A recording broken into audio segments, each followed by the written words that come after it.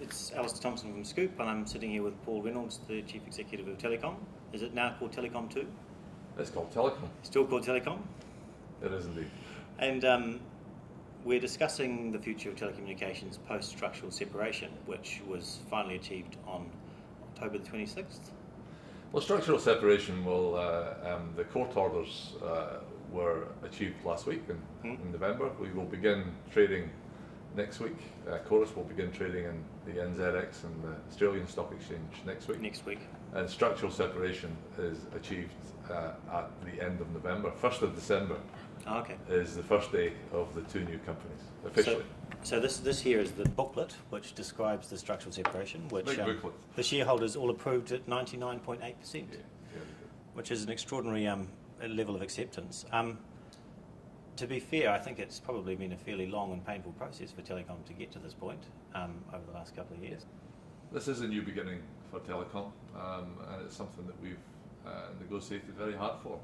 The last 2 years has been incredibly important for our shareholders, for our customers, I think for New Zealand and the industry. So it's demanded all the time. We've put our very best shot into negotiating with the government and agreeing an outcome that's a world's first. We think is good for Telecom, we think it's good for New Zealand, we think it's good for our customers, and it's certainly good for laying the foundation for the future. And now we've got to the point where we can concentrate on the future instead of these complicated issues. Telecom's been going through a transition and a cultural change for several years now, from my impression, since you arrived, basically. And one of the expressions of that is this building that we're sitting in, Telecom Place here, where you've brought together a lot of the people from different parts of the organisation into one building. And is Telecom creating a new culture?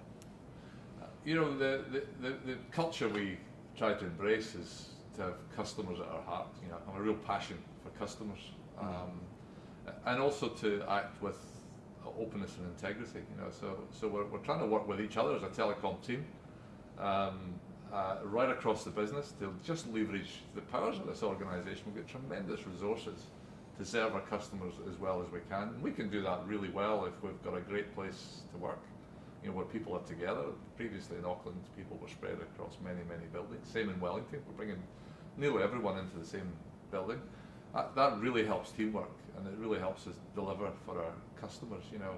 And the thing about the building here in Auckland is that we've got space in the atrium to bring customers in. It's a public space, and the idea is they come into the heart of Telecom and they see us. You don't have to have a pass card to come in, buy a coffee, talk to us. And we can hold events there, and we become. The idea is to be as approachable, as open, transparent as we possibly can.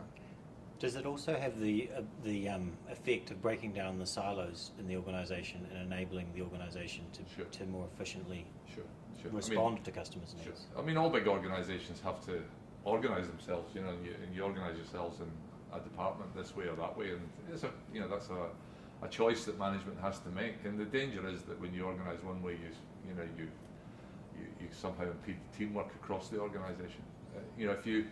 If you create departments and put them in different buildings, there really is a danger. They compete with each other. You impede teamwork. Bringing people together makes us much more flexible. I think more agile, able to change our organisation more easily to meet customers' needs, and it certainly helps people, to make those connections that get things happening faster. How far through that process of cultural change do you think Telecom has come? Are you halfway or 3/4 of the way? Look, we've changed an awful lot, but I don't think it ever stops. Every organisation is changing all the time. Unless you embrace change as a permanent feature, you will ultimately fail. So, what this is about is creating the environment, technology, the space, the way we work together to help us to adapt all the time to new competitive challenges. I don't think it ever really stops. So one of the other aspects that I've noticed about the change in Telecom is there's that more openness and transparency. Yeah. There seems to be a willingness to admit mistakes too, yeah. and to just openly apologise. And in some cases, in recent case, I think you gave a whole lot of money back to your customers because they were overcharged. and also to laugh at yourselves. I mean, the abstain thing was an interesting example. I don't know that it hurt you that much, to be honest.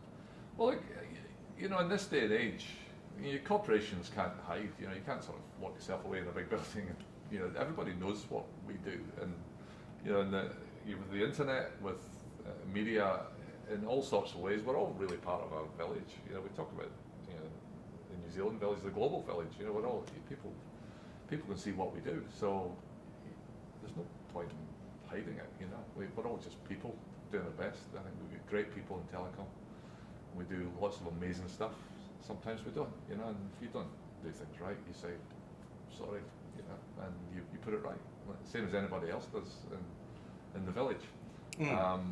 So it's just about being normal. Well, that is true, but I mean, perhaps that's not what the New Zealanders had come to expect from Telecom. It seems different.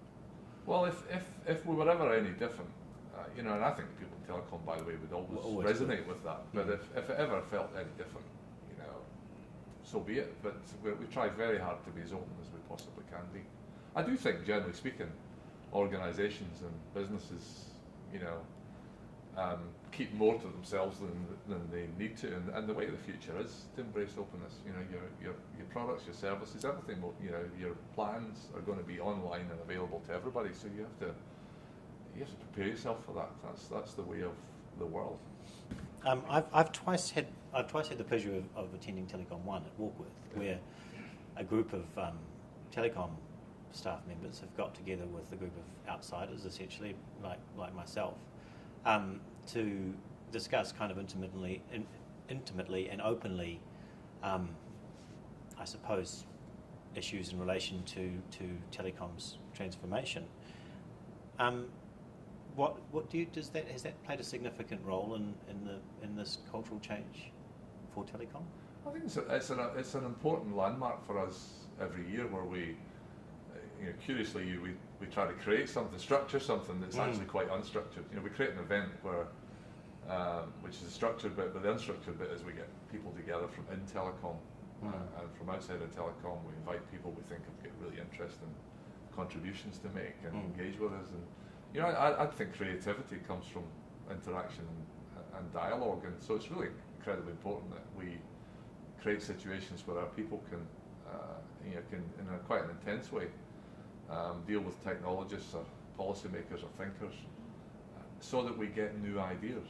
And it does make a difference. We bring those ideas into the organisation, and it gives us new strength and new enthusiasm, and products that we can develop, and ideas that we can take to the market. We don't try to nail it to over a weekend in a Telecom One we come out with a new product.